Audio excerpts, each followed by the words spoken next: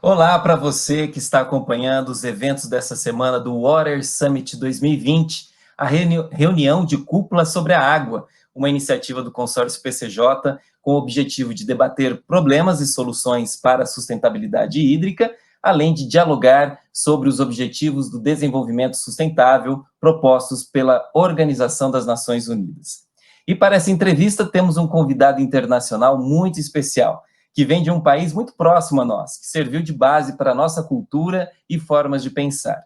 Brasil e Portugal se relacionam há mais de 5 séculos, desde a descoberta do país em 1500 pelos portugueses até os dias atuais. As duas nações dialogam com cooperações em diversas áreas, como a econômica, social, cultural, jurídica, técnica e científica.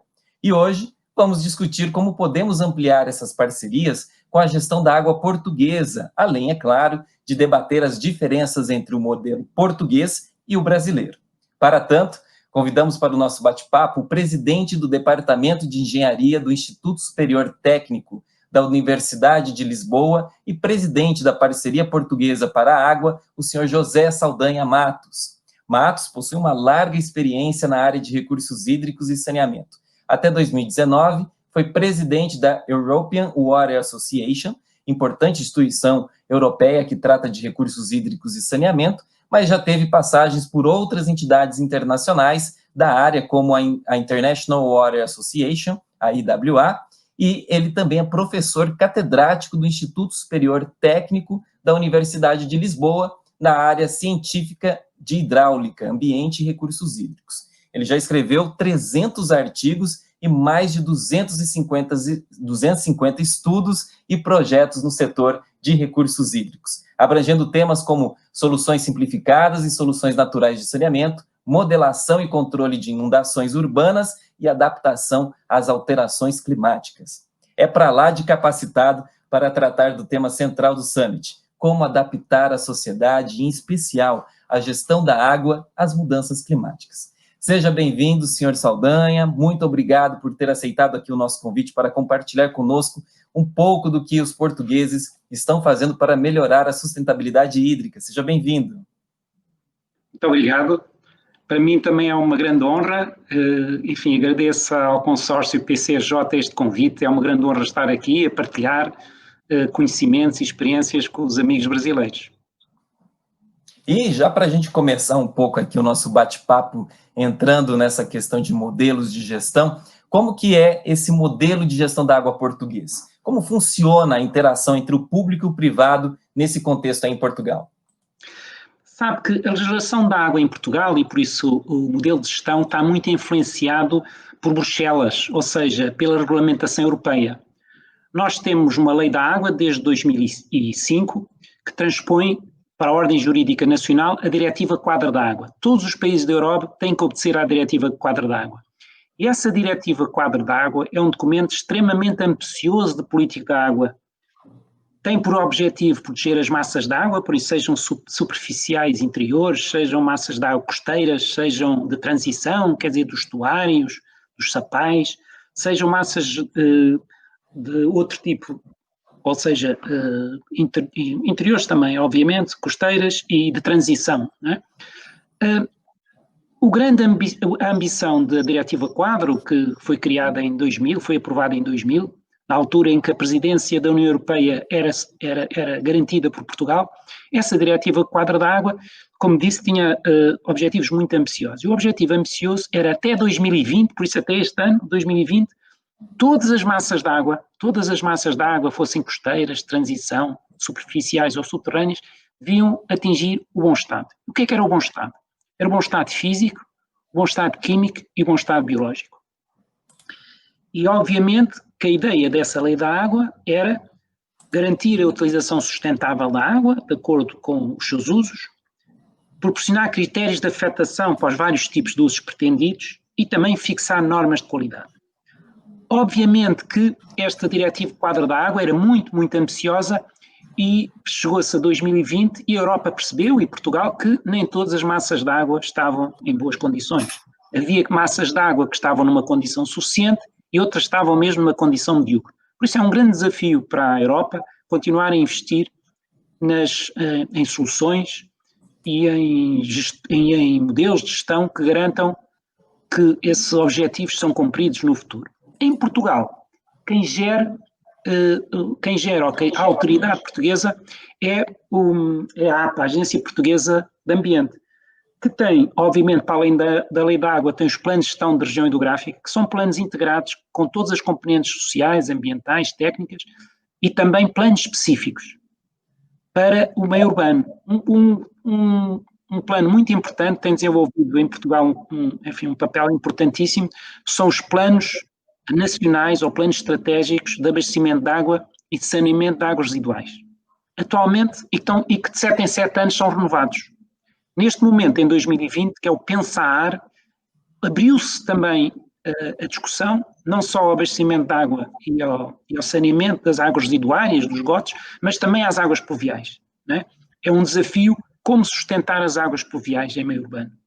Porque não tem tarifas e em meio urbano os coletores pluviais que estão muito envelhecidos, nós temos coletores que têm 200 anos, Lisboa tem coletores pombalinos do tempo do Marquês de Pombal, né? De pedra, envelhecidos, e por isso os esforços de reabilitação tiram muito do recurso financeiro. Isso quer dizer que nós temos um conjunto de documentos que permitem gerir o recurso água, mas muito ligados à regulamentação europeia, que nós somos obrigados a adotar. Quer dizer, Bruxelas, os países votam leis e nós somos obrigados. E também é verdade que nós fomos muito ajudados por Bruxelas em termos de participação, em termos de comparticipações financeiras, para permitir grandes investimentos nos últimos 20 anos. Nós fizemos grandes investimentos e por isso aquilo que um colega da International Water Association, o diretor executivo, chamava o milagre português, resultou muito nós estarmos na Europa e somos obrigados a cumprir aquelas leis e temos dinheiro que veio da Europa, que foram seguramente mais, nos últimos 20 anos, seguramente mais de 10 mil milhões de dólares para investir no setor. Né? Nós somos só 10 milhões, não somos como o Brasil, e por isso em 10 milhões meter 10 mil milhões é bastante per capita. Não é? Sr. Saldanha, a gente pode dizer então que essa questão, já que Portugal segue as diretivas da União Europeia, a gente pode dizer que a questão da inovação no setor de água hoje, ela tem como tema central essa questão do financiamento e também a preparação para os impactos das mudanças climáticas, como o caso de eventos extremos também. Então, podemos dizer que esses são os dois temas centrais hoje sendo discutidos em Portugal e na Europa? É verdade. Eu diria que abriria também um bocadinho essa discussão.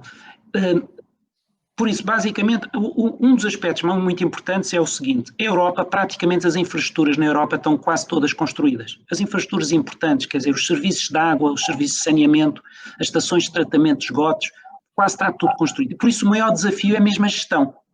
É a gestão do património, uma gestão que seja inteligente, uma gestão que seja racional. Isso quer dizer que nós preocupamos com o quê? Com a eficiência hídrica e com a eficiência energética. Isso é um dos pontos. Ou seja, controle de fugas em redes de distribuição de água, reduzir as perdas. Reutilização ou reuso dos esgotos é também muito importante. Por exemplo, a cidade de Lisboa fez um plano estratégico para reutilização ao nível da cidade, não é? Ao nível da cidade, de forma a todo o esgoto das 3 estações de tratamento de esgoto, todo o esgoto ser reutilizado para usos compatíveis. Limpeza urbana, rega de espaços verdes, circuitos de refrigeração. Por isso, a eficiência hídrica no seu conjunto e a recuperação de recursos. Ou seja, ver o esgoto como um recurso e não como uma despesa.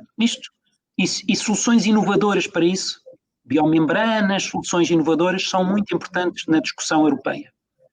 Outro aspecto que é muito importante também e que tem levado a grandes investimentos, são as soluções de base natural.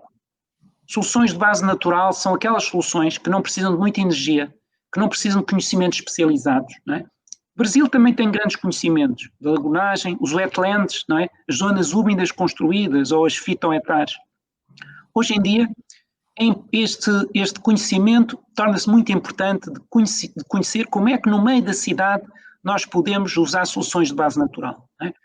Seja as hortas urbanas, que têm muitas funções, não só de depuração, de tratamento, mas também utilizam os fertilizantes que a água, que o esgoto que ele próprio tem, para produção de valor, para desenvolvimento económico, para empreendedorismo, e por isso à volta disso cria-se o modelo de negócio, não é?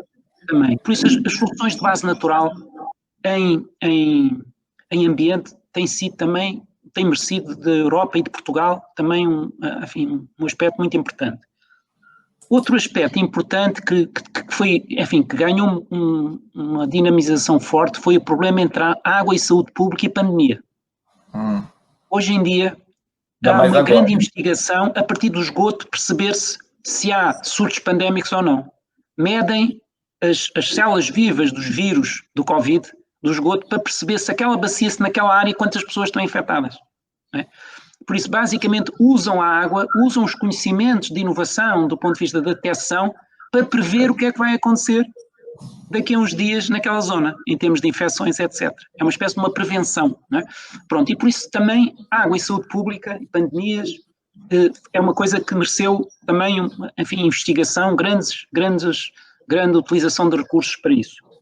E finalmente também um aspecto importante que na Europa e na International Water Association também estão muito a ligar, muito, que é o Waterwise City, quer dizer, cidades, não é Smart City, é um bocadinho mais que Smart Cities, é Waterwise, que é cidades, eu chamo cidades hidrossensatas. É preciso ser sensato na gestão da água. Uma cidade pode ser, mesmo que não tenha muitos sensores, que não tenha muita gestão em tempo real, que não tenha muita tecnologia, conviver com a água às vezes enfim, é uma experiência importante e tem que se aprender. Não é? Por isso, como tornar uma cidade que conviva bem com a água, não é? Que conviva bem, que gira bem o recurso de uma forma equitativa, sensata, e por aí esse também é um grande domínio de evolução, e finalmente a digitalização do setor. Inclusive, né, essa questão do convívio com a água, a gente tende a conviver com menos água, né, no futuro, com base nas climáticas. Às vezes também aumento da população. Às vezes é menos água, outras vezes é mais água, porque nós temos os problemas dos excessos, porque é assim que nós, vamos lá ver, as alterações climáticas introduzem uma dimensão de incerteza e de ocorrência de extremos muito forte, grandes secas, não é? E depois eventos pluviosos extremos, grandes inundações. E nós temos que saber gerir e lidar com isso. Do ponto de vista sobretudo de resiliência, nós temos que ter argumentos de resiliência. Ou seja, nós não podemos confiar num futuro certo. Como um colega meu dizia, o futuro já não era o que costumava ser. Quer dizer, o futuro é diferente. E as soluções têm que ter uma dimensão, têm que estar preparadas para a incerteza. Ou seja, para períodos longos de seca. A água não pode ter só uma origem, tem que ter várias origens, não é? Nós não podemos confiar só num sistema. E por isso todas as dimensões de resiliência do sistema, ou seja, a sua capacidade de reagir mesmo quando ocorrem acontecimentos extremos, é muito importante. Inclusive, né, Sr. Saldanha, a Organização Meteorológica Mundial, ela atentou agora recentemente que 162 milhões de pessoas serão afetadas pelos impactos das mudanças climáticas até o ano de 2030, aí já, né? E no Dia Nacional da Água Português, a Associação Natureza Portugal divulgou um relatório que foi chamado de O Futuro Tem Menos Água, no qual é alertado que certas regiões do país podem ter uma redução de até 30% da disponibilidade hídrica, como na região de Algarve. O que o poder público português está fazendo ou tem feito para atenuar esses impactos ou até mesmo mitigá-los? Eu diria que existe uma consciência muito forte em Portugal relativamente às alterações climáticas. Existe mesmo um programa doutoral que foi criado há 12 anos entre as duas universidades, as duas maiores universidades públicas de Lisboa e Portugal, a Universidade de Lisboa e a Universidade Nova de Lisboa. E que em conjunto, juntamente com o East Anglia, fazem um programa que é o Programa Doutoral de Alterações Climáticas e Políticas de Desenvolvimento Sustentável. Que é engraçado porque tem sempre muitos brasileiros. É talvez o programa doutoral de mais êxito em Portugal, porque esgotam sempre, as candidaturas são sempre esgotadas, não é? E tem sempre metade dos nossos alunos são brasileiros. Muita gente vem do Brasil, talvez porque a secretária do curso é brasileira, que é a Raquel, ela é brasileira, fala brasileiro, e então é um atrativo. Pronto. Mas mostra a importância, não é? E tem havido muitos doutorados nesse domínio. É alterações climáticas e políticas de desenvolvimento sustentável, que são dois domínios que em Portugal há uma grande consciência. Ao nível da eficiência, há mesmo um plano, não há um plano nacional de uso eficiente da água que nós temos, que toca todos os aspectos do uso eficiente, não só urbano, mas agrícola, industrial, não é? e as metodologias, os indicadores, nós temos isso já em execução já há bastantes anos, não é? Há um regulamento europeu de reutilização que foi aprovado em 2020, em maio de 2020, e que diz as regras, as barreiras sanitárias que é necessário se nós queremos usar o efluente para a agricultura, o efluente para questões agrícolas, quais são os cuidados a ter, tipos, formas de aplicar. Porquê? Porque em Portugal e na Europa tem-se consciência que a seca só pode ser ultrapassada com eficiência. Ou seja, aproveitando tudo aquilo que temos, que é hídrico, que nesse caso até tem a mais-valia do líquido ter fertilizantes, e por isso são fertilizantes naturais, não é? E por isso tem que se usar a inteligência e a inovação para aproveitar os recursos que temos, porque, de certa forma, a reutilização é independente da alteração climática, porque há sempre esgoto. Independentemente do clima, desde que se consuma água, há esgoto. E esse esgoto pode ser utilizado para fins compatíveis. É uma forma de poupar água para usos mais nobres, não é?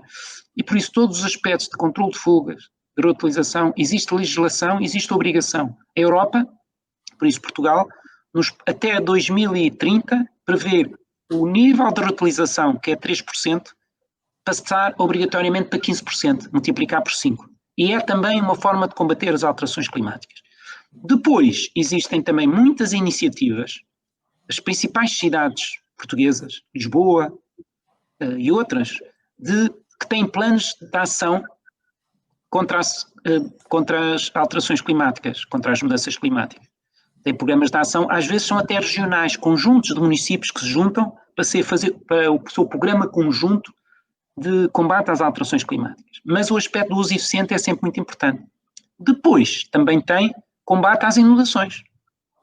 As cidades de Lisboa, foi aberto um concurso, e que já acabou, e por isso os empreiteiros já colocaram as suas propostas, vai ser adjudicado. A maior obra alguma vez feita na cidade de Lisboa, que é uma obra para 140 milhões de euros, são 2 grandes túneis para resolver os problemas das inundações.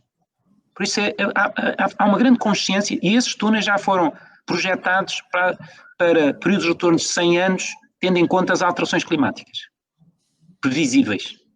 É muito interessante essa sequência de ações de contingenciamento que o senhor está citando, porque existe uma coisa que é muito similar entre Portugal e Brasil. Por exemplo, né, Portugal vem enfrentando aí nos 2 últimos anos sucessivas baixas, né, de precipitações nas chuvas. O mesmo está ocorrendo aqui no interior do estado de São Paulo, aqui no Brasil.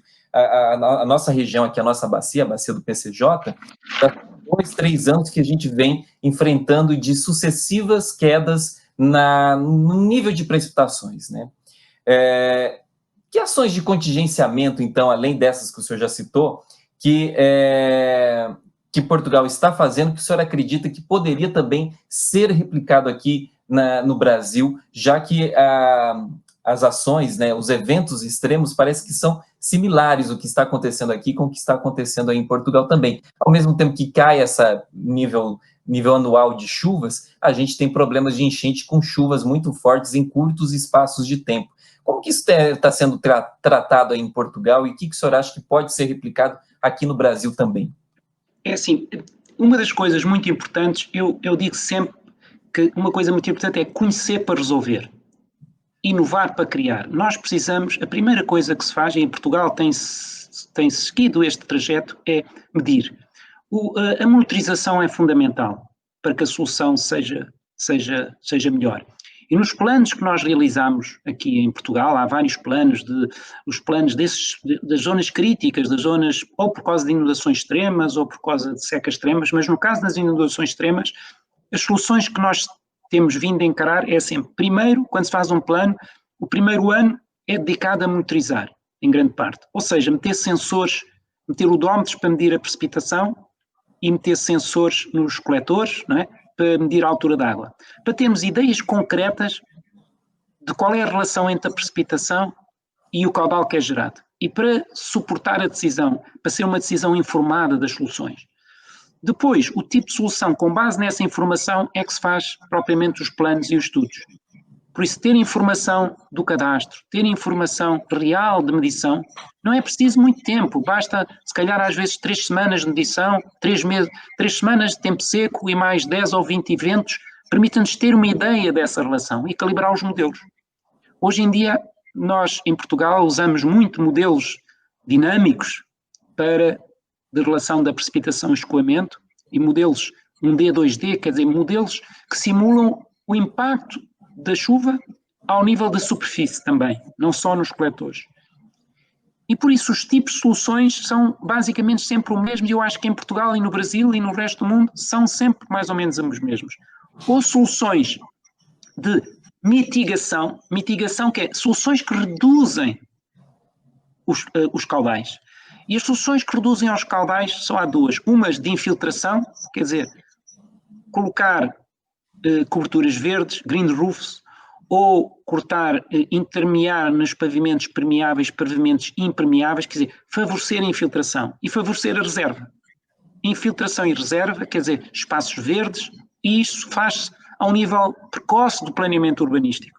Mas é muito importante, no meio das zonas urbanas, fazer tipo pavimento reservatório ou pavimentos drenantes, fazer coberturas verdes, no fundo reduzir o impacto, não é? Isto que são medidas de mitigação, que às vezes são medidas descentralizadas ao nível da cidade. Descentralizadas, não são centralizadas, são soluções descentralizadas de mitigação. Ajudam. Mas também temos soluções de adaptação, ou seja, nós assumimos que existem esses caudais, mas temos que nos adaptar a eles. E às vezes... Oi, perdão por eu ter cortado o senhor, mas é que o senhor estava abordando essa questão das medidas de mitigação. E, claro, quando se pensa isso, as cidades deveriam pensar isso lá no começo do planejamento urbano, né? E aí a gente pega essas cidades hoje, como pega uma cidade como São Paulo, né, com aí 9 milhões ou até mais de 9 milhões de habitantes, 10 milhões, 15 milhões, como que adaptar essas cidades que já estão com a tecnologia cinza e fazer um processo de transição para uma tecnologia verde? Às vezes não é possível ou é difícil. Mas uma cidade vai crescendo e por isso é muito importante ter uma regulamentação que imponha regras ao crescimento. Uma das regras é que os caudais gerados não podem ser superiores aos caudais antes da impermeabilização. E isso faz com que dentro da própria urbanização criem-se soluções de infiltração e de retenção para que na descarga para o sistema público final os caudais sejam controlados. Por isso, é regulamentação. No caso de cidades muito consolidadas, eu estou a pensar zonas consolidadas da cidade de Lisboa, as soluções já não dá para mitigar, tem que ser de adaptação. E para essas soluções de adaptação existem várias hipóteses, uma delas, a se calhar mais radical, não é reforçar os coletores, não é fazer coletores maiores porque não há espaço. A cidade está cheia. E então desviamos, faz-se transvase, fazemos um túnel por baixo da cidade, como estão o túnel de Chicago ou os túneis de Osaka, não é?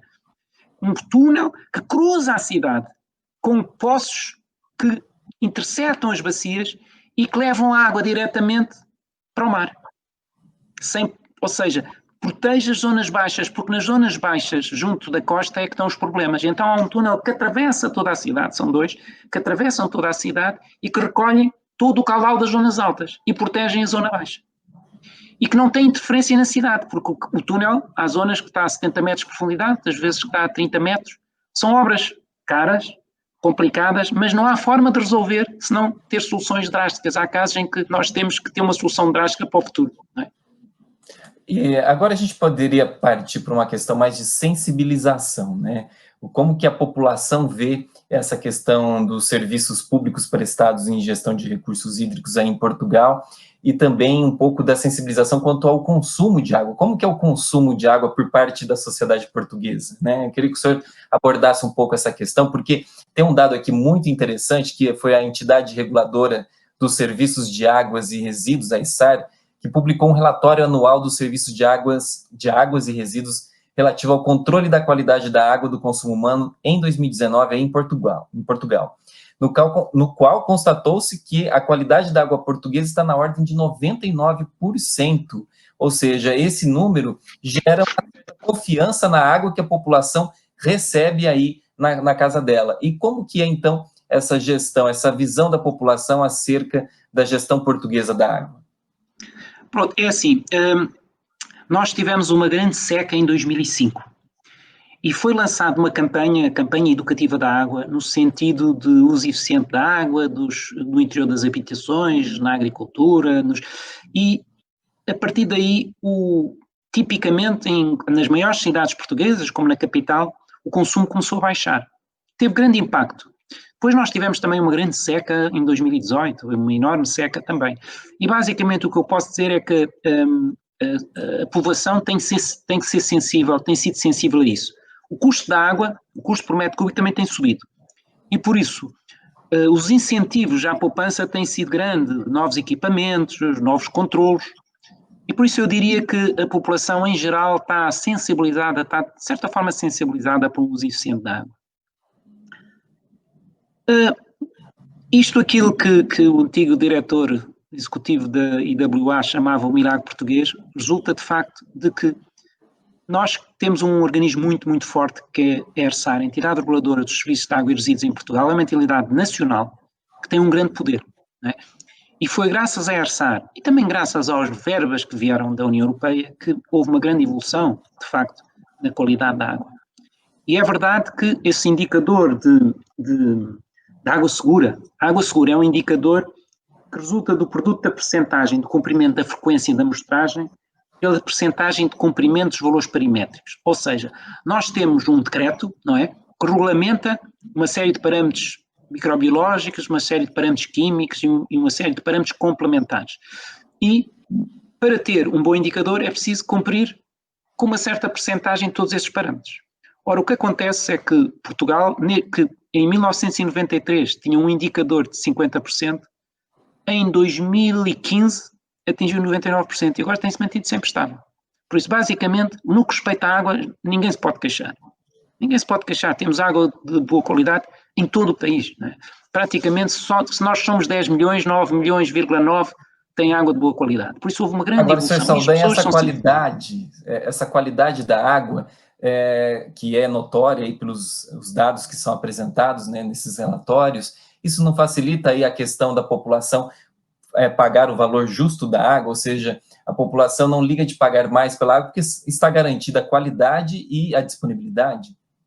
É verdade, quer dizer, eu diria que o pagamento da água não é uma questão, quer dizer, o público não assente muito, isto é, eu diria que pode haver alguns problemas de sustentabilidade em alguns serviços do interior do país, pode ser, porque tem um efeito de escala pequeno, enquanto cidades como Lisboa, como o Porto, têm um efeito de escala pequeno, ou seja, os investimentos, quando se divide pelas pessoas todas, são investimentos pequenos e têm muito boa tecnologia. Lisboa é uma das cidades do mundo que tem menor perdas de água.